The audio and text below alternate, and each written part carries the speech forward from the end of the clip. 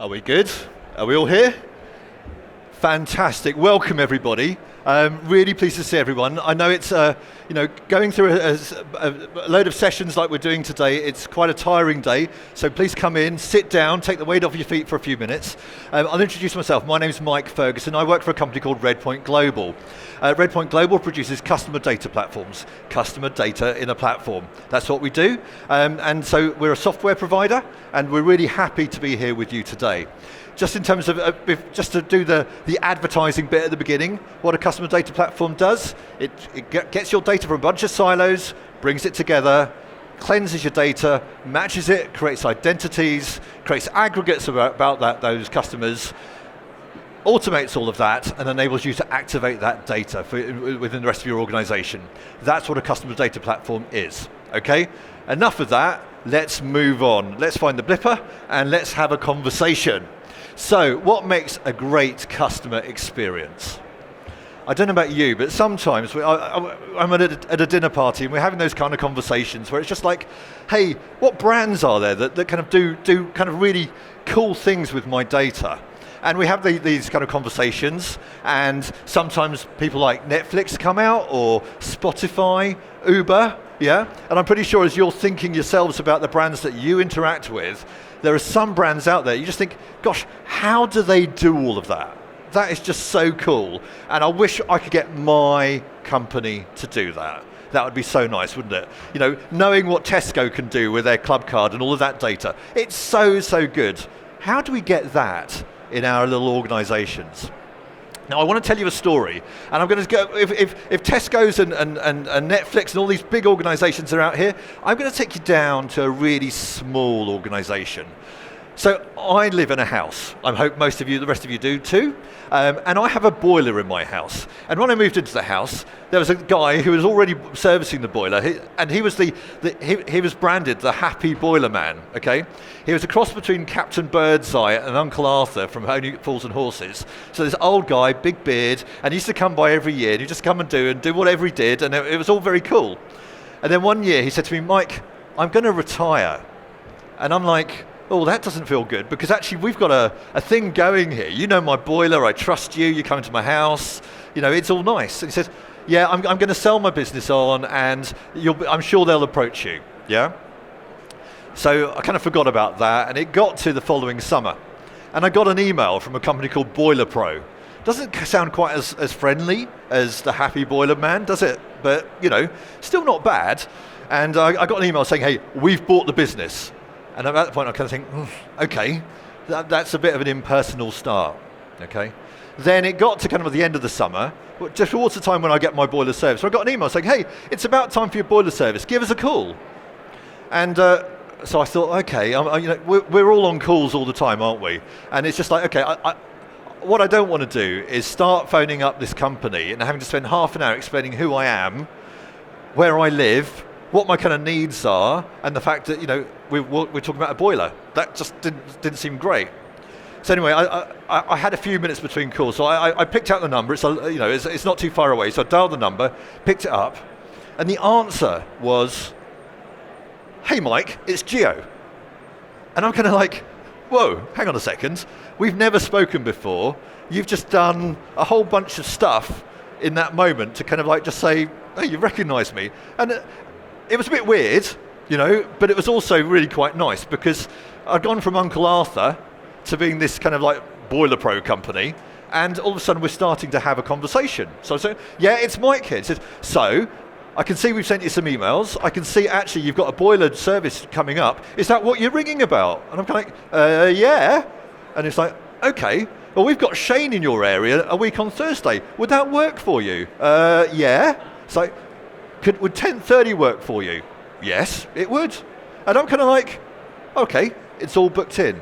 So that conversation, which I thought was going to take 20 minutes, yeah, was cut down to a 3-minute conversation where I realized that they understood who I was. And that was a good customer experience. So sometimes when we think about, you know, the Netflixes and Ubers of the world, we think, oh, it's got a massive scale. But actually, this was a tiny little boiler company where they've got a bunch of boiler engineers that come out and sort your boiler out. And they were getting it right. And when I think about what does it mean to get it right, I think there's three things that this guy did. One, he recognized me. Now, he'd clearly, I worked out later that the company really isn't that big. He's got about 6 people. So what he's done is he's taken the whole of his kind of like new customers and put them into his mobile phone. And so when the phone goes off, it pings up and it's got my name on it. Yeah? It's as simple as that. So he's making some really quick tactical things to make sure that he recognizes his customer when I turn up. Yeah? Now, we all want to be recognized. I'm sure, hopefully, we all go to restaurants occasionally. We've got our favorite restaurant. And when we go back to our favorite restaurant, we like it when the person on the desk kind of goes, "Oh, it's Mike back. That's great. Hey, how are you doing? Would you like the same table as you had last time?" That's a really nice thing, isn't it? So one, we want to be recognized. Two, this guy knew what I needed. He knew that actually I was coming up towards my boiler service. He didn't assume it. He did ask to say, "Hey, I think I can see you need a boiler service coming up. Is that what you're calling about?"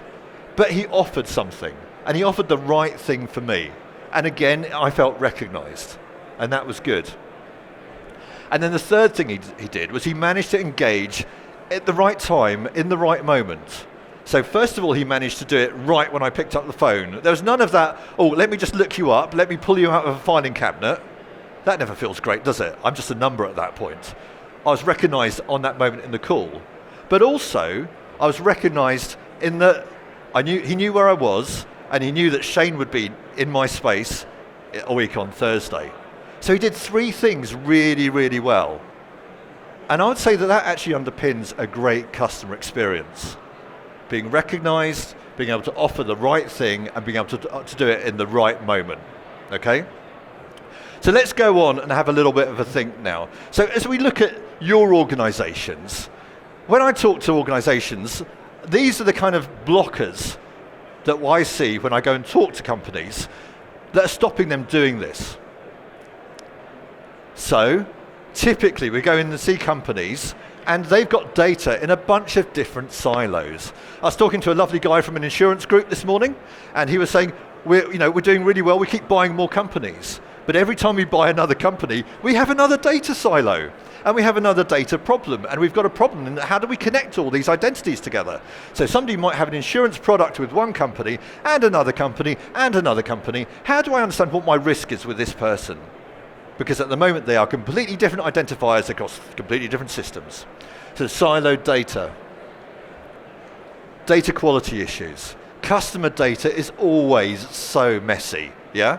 I'm Mike Ferguson, but I could be Michael Ferguson, yeah?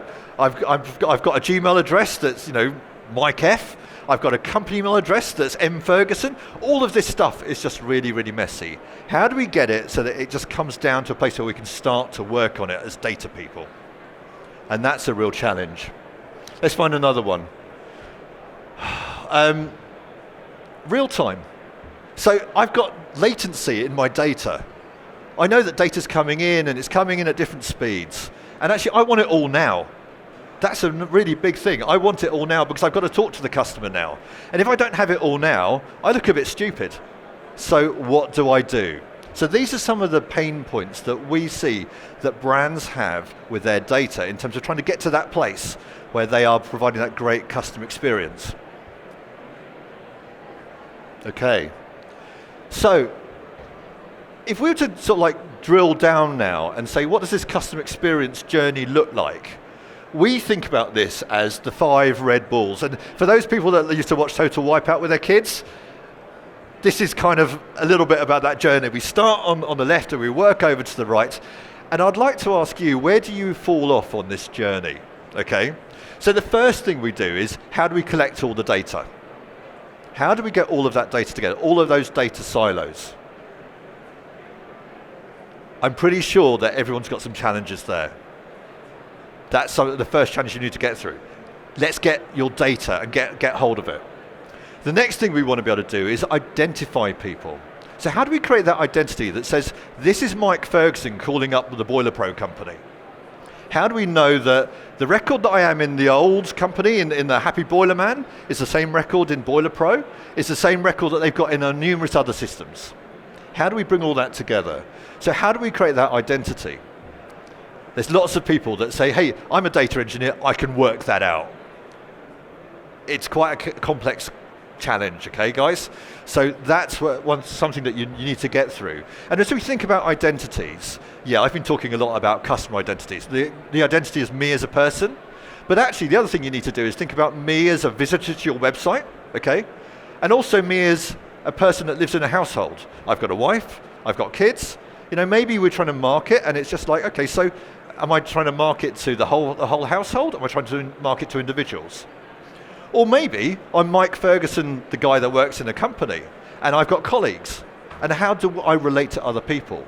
So as we think about identity, we want to think about identity not just as the person, but in the relationships they have with other people.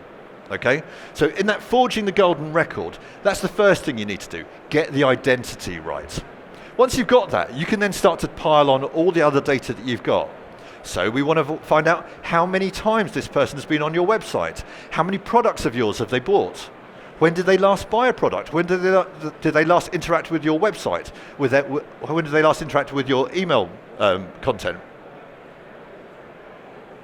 I think we've got a friend. Brilliant. And so we bring all that together and we create that, not just the fact that we know that Mike Ferguson is one person, but actually Mike Ferguson he's got a life and he's got an interaction with your brand. Now, one of the things about this conference that's quite different for me is that the guy that's the main chair of the conference, his name's Mike Ferguson. And I look at that, and then I put my name up on the website, and I get hit by loads of people on LinkedIn. It's lovely. I've never been so popular, which is great. But that's another thing about identity, isn't it? Yes, you can put all the Mike Fergusons in one bucket, but actually, Mike Ferguson, he's Mike Ferguson 1 at this conference. I'm Mike Ferguson 2, clearly, because I'm just in the small stage, okay? Clearly, you don't want to put the two of them together. You need to identify that they are different people. Because if you try and put them all in the same bucket, it's not going to do you any good, okay? So we've got the golden record. Then the next thing we want to do is work out what we're going to offer this person. And there's loads of people in this room that know all about analytics.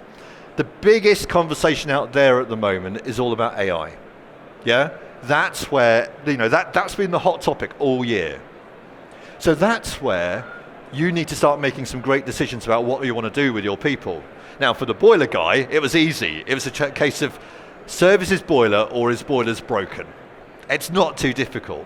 But I'm pretty sure for all of the rest of you, you've got a myriad of products. I was talking to a lady down there, and it's just like too many products at the moment. How do we know which is the right one to offer? What's the right service? Or it might be, I just shouldn't be offering another product. Maybe this person's about to churn. How do I make sure this person doesn't leave me? So how do I make those decisions? Now, my proposition to you is you can have all the AI and ML in the world, but if the input data that you're using isn't good, what's your output going to be like? Yeah? Okay? So get your next best action together. Once you've got that, then we want to be able to orchestrate it. So you've got your data, and you know what you want to do. How are you going to use it? If your data's locked in a database that only the techies can get into, that's going to be a bottleneck for your business going forward, isn't it? What you need to do is find a way to democratize, I hate that word, but it kind of says what we mean here, enabling other people to get to that data, and the right data. Because clearly, we think about privacy. We're in the theatre here, yeah? How do we make sure that the right people get to the right data? We may have more data because of permissions and all of that kind of stuff, but how do we make sure that the right people get to the right data to go and activate that easily? So that's a really important piece. If you're going to get this customer engagement really, really optimized, how do you make sure that the right people can do what you need them to do? Because if it's locked down to a bunch of data geeks, and I say that as one, okay, but if it's locked down to people like me, then it's not going to enable your business to flourish. You've got to be able to lift it, okay? And then the last thing is, how do you do it in the right moment? And there's lots of conversations about real time. How do you make sure that those offers go out at the moment that the customer wants it, okay? And often when we think about real time, it's I've just bought a product and I want to see an email with a receipt on it straight away. Yeah, great, okay, we can all do that. But it's actually, when the customer turns up on your website, in your store, on your call center, Do you have what you need to do to give them the right answer? Geo did, and that's where I kind of thought, good man Geo. You know, he actually sorted that one out. In the right moment, he had all the information he needed. Okay. So let's keep moving through. This is an example of what a golden record might look like. So, and it's a mock-up. This is the typical kind of data that we have within the customer data platform. And typically marketers aren't looking at an individual record, but actually it's useful to understand this is the kind of data that we think you guys need to be able to engage with your customers well. So first of all, a name, okay? That's great. If you've got a geographical location on a map, that's lovely. Maybe you've got a bunch of stores and you want to know what their nearest store is. Useful, yeah, we can do that. Below that, I do apologize, it's very small. And beneath that, that's all the best contact details. So maybe through all the interactions I've had with this person, I can see that I've got 4 or 5 different email addresses or phone numbers. What's the best one to interact with them on? Was it the last one that they engaged with us on? Or maybe it's one that they've actually used when they've been purchasing last? Make those decisions and work out what's the best way to contact those people. Then we look at the aggregates as we go up here. I'm a bit of a weatherman here. So as we go over to the northwest, what we've got here is the aggregates, and we can see, okay, she's made 33 web visits in the last 30 days. Okay, that's quite good. She's kind of engaged. We should be actually trying to engage with her and try and convert her to do something good. You can see what her total lifetime value is. You know, we can create segment names and all of those kind of things, which enable marketers to be able to understand the persona and to be able to engage well. And then as we go over to the bottom left, we've got the customer journey. When did they last engage? What offers have they seen? What have we been talking to them about? Do we think that this is landing well? Should we be actually changing our message? And then contact frequency and all of the rest of the kind of stuff. So this is just an example, but think about for where you are with your customers. What would this look like? And what can you get today? Okay? Right. So, all very positive. Going to flip it over a little bit. How much is bad data costing your organization? And I think we've all got a bit of a sinking feeling when we start this one and we start to think, don't we? So what is bad data? It's inaccurate data. It's data that you've gathered that does not represent the truth. That's bad data. It's misapplied data. It's data that you've got and you're using it in the wrong context. That's bad data too. And then the last one, it's data that's being used that you've got about your customer that is being used not within their expectation on how you are supposed to use it. When you've written your privacy notice, you said, this is how we're going to use your data. If you start to use it in a different way, then that's not good data, okay? That's bad data, bad data, okay? So what's the impact of this? First things first, it impacts the customer experience. I talk about customer experience all the time, so that's the first thing. And I think about myself as a consumer, and I know that if I go into a restaurant, right, and I have a bad experience, what do? I'm British, so I don't hold my hand up and bring the chef out and berate them in public. I quietly eat my meal. I pay my bill. I probably maybe cross out the service charge, right? And I walk away in a bit of a huff, and I decide that I'm never going back to that restaurant again, okay? And then I'm going out with some friends, and they say, hey, where should we go? And I go, oh, we're not going there. And all of a sudden, I've been an evangelist on not going to that restaurant. That's what bad data's doing. Okay, it's impacting your customer experience. It hits your loyalty. Okay, it's potentially hitting your governance use cases as well. It's also hitting your attrition. Okay, you've spent a lot of money to get every single one of your customers. If you then say goodbye to them by presenting them something based on bad data, all of that investment has gone. That costs you money, real money. Okay. On top of that, we have bad analysis and bad decisions going forward. So I said earlier, bad data going into AI, into ML, it's going to create bad decisions. And it's going to create inefficient marketing spend. You're going to use those decisions to base further business actions. And you're going to spend money based on that. So again, bad data costs you money. All right? The other thing it does, and for anybody that's here in that kind of data engineering, data analysis side of things, I'm pretty sure you've been in that cycle where you've done a piece of work and somebody's just come back to you and gone, I don't know whether that's right. Can you rerun it? Are you sure the data's right? Yeah, I'm seeing a smile over there, right? We've all been in that just tear your hair out moment. And you end up in this cycle of doing ongoing data analytics. And it's so frustrating and so expensive. Okay, so that costs you money too. I think there's another piece here which kind of leads on from that. And when you've got bad data, you lose trust in the organization on your data. And you end up with each of your CIO, your CMO, your CFO, your CDO, they've all got their own views on what good data is. And if it doesn't all match up, that's an interesting boardroom conversation, isn't it? Imagine that. You all go in and the CMO says, I believe our customers, looking at the value of our overall customer base, it's this. And then the CIO looks and goes, nah, but you've only got a third of the data. All of a sudden the CMO's cut down. And then the CFO comes in and says, my view is that the value's that completely. Your numbers are all wrong, you're not numerate. Actually, as a CMO, you're stuffed, right? The cost of that dysfunction in an organization is huge. I know, I've lived and breathed that from within the organization. Now my job is to stop that happening for you guys, okay? But that's the challenge that we see.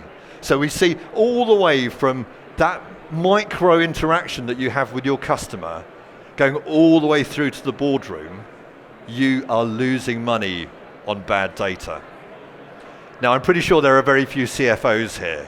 But this is the kind of argument that if we're in the data space, we need to be having with our finance people to say, this is why we need to keep investing in our space. Yeah? Okay. Right. So, if you get your data right, we get to the place where we have a single source of truth for the whole organization. And my proposition to you is that's a foundation for business growth. If you get that right, it takes away the dysfunction in the boardroom, it takes away the attrition of the customers, and stops you doing your multiple rounds of data analysis to actually get to a place where actually you can start to grow your business. And that's why we get out of bed in the morning, isn't it? We go to work because we want to do something great, not to go and shovel over the same data again and again and again in different ways.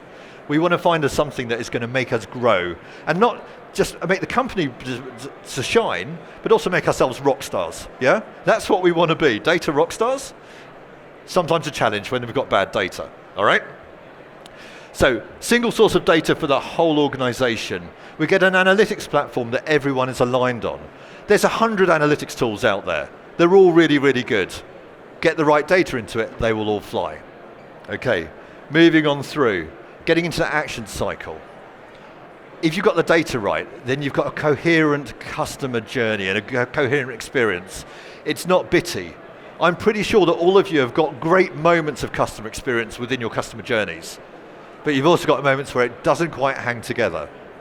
How do you make it all consistent and all great? And that's the thing that lifts your organization above your competition.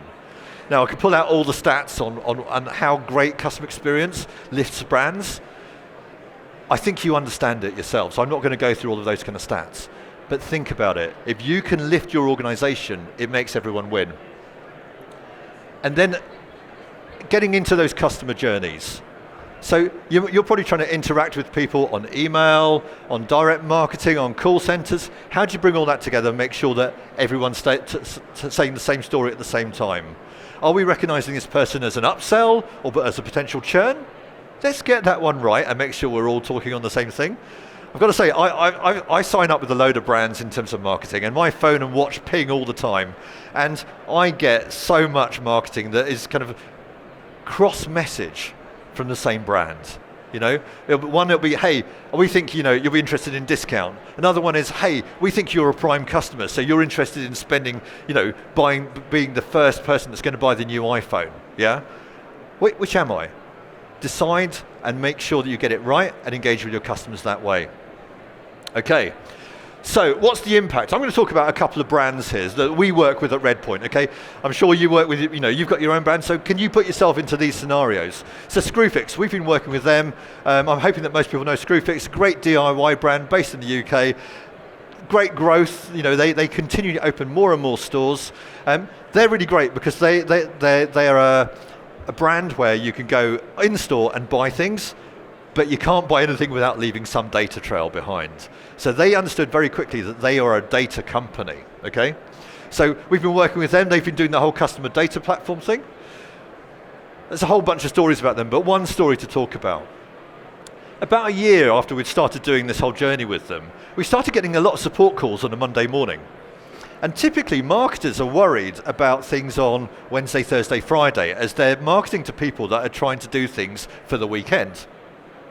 So in the end, I rang up our stakeholder and said, there's a lot of stuff coming through on the Monday morning. What's going on? He went, oh yeah, so we've got this customer data platform and it's got our customers in it. It's got all of their transactions and all the products that they've bought. And what we do on a Monday morning is we run a report across that data to say, what's the trading been going like over the last weekend? What products have been selling well? Which products haven't been selling well? The marketing guys were using their single source of truth to be faster in their reporting than the finance ones. They had a trading meeting on a Monday morning and they were taking that report into that meeting. So if our system wasn't up and running on a Monday morning, not only was the CMO going to be annoyed, their CEO and their CFO and everybody across the board were like, where's the data, guys? So this is about how an organization has aligned itself. They started off on the journey of trying to create a great customer experience, but actually ended up creating something for themselves which enabled them to be much more agile. Then when they went into COVID, that report went from once a week to 3 times a day, because they needed to know.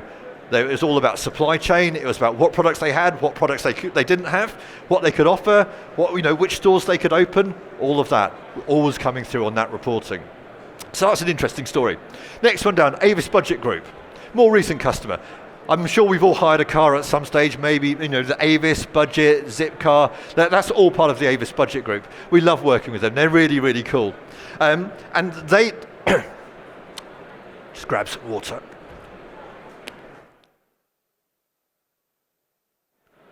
They had a real problem. Identifying their customers. So they've shoved all of their data into the CDP, pulled it together, created those identities. And they've got a whole pile of use cases, but 2 use cases to talk about for you. First one thing they did was they connected it to the call center. So that when the incoming phone comes in, it recognizes and it pops up and it says, okay, this is Mr. Smith, this is Mr. Jones. Yeah, it helps the call center person immediately start the conversation in the right place. Their customer sat on their call center has just gone up and up and up, which is great because they're having their hi Mike, it's Geo conversation. Yeah, people are ringing in and it's starting the conversation 3 steps on rather than saying, hey, who is it? Did you hire a car from us? Are you sure? Are you sure it wasn't Europe car? All of a sudden that's being tied together, so it's a much quicker entry into the conversation. So that's really good. The other thing they've done is they've tied in the end of hire journey into our system. So basically, when it gets to the day that you're supposed to bring your car back, you get a text now, and it says, you're supposed to bring your car back today. Now, I didn't believe this, but there are plenty of people out there apparently that ignore the fact it's the last day and keep it for a couple of extra days. Who would have thought of that? That sounds mad. Anyway, they've now sent a text to people in the morning saying, you're due to bring it back today. If you can't bring it back today, click on this link. Takes you to a page, says, do you want it for a couple of days longer? If so, here you go. Extends the hire, okay? This has brought them 2 benefits. One, it's meant that they don't have to have such a big fleet because they know that they're going to get cars back faster. And 2, it's meant that lost revenue that they were losing before is now recovered. In the first 6 months, that turned into $16 million. That's the sort of thing that's lifting that company. And that's good thinking, isn't it? It'd be great if we could do that for our organizations, okay? Okay, last one on the list, Hawaiian Airlines. Imagine they joined us as a customer and the kickoff was in Hawaii. Everybody wanted to go to that kickoff. I didn't get to go, unfortunately, but you can imagine what the pressure was on that one.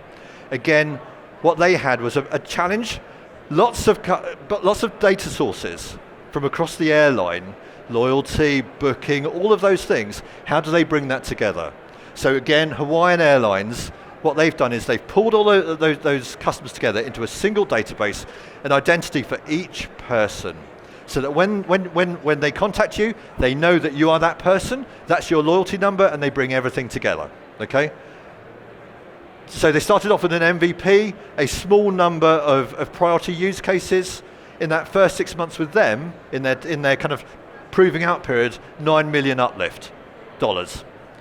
That's the kind of impact that this can do for a business if you engage with it well. Okay, bringing it into land, okay folks, what's stopping you from delivering a great customer experience? Okay, I'm pretty sure you've probably got some ideas in your head, but I'll take you through some potential reasons. Recognizing the whole customer, that's where we started with Geo, wasn't it? Can you recognize your customers as a person, as a household, as an organization? Can you see what their history was, what their context is right in that moment? And can you recognize it in that moment of engagement? Can you make great decisions for that customer? Hopefully you can, but can you make better decisions? Are you getting the right data into that flow to really drive that for you? Okay? Are you testing the effectiveness of that too? And last one, are you joining up that experience? Are you making sure that that single source of truth is applicable for the whole organization?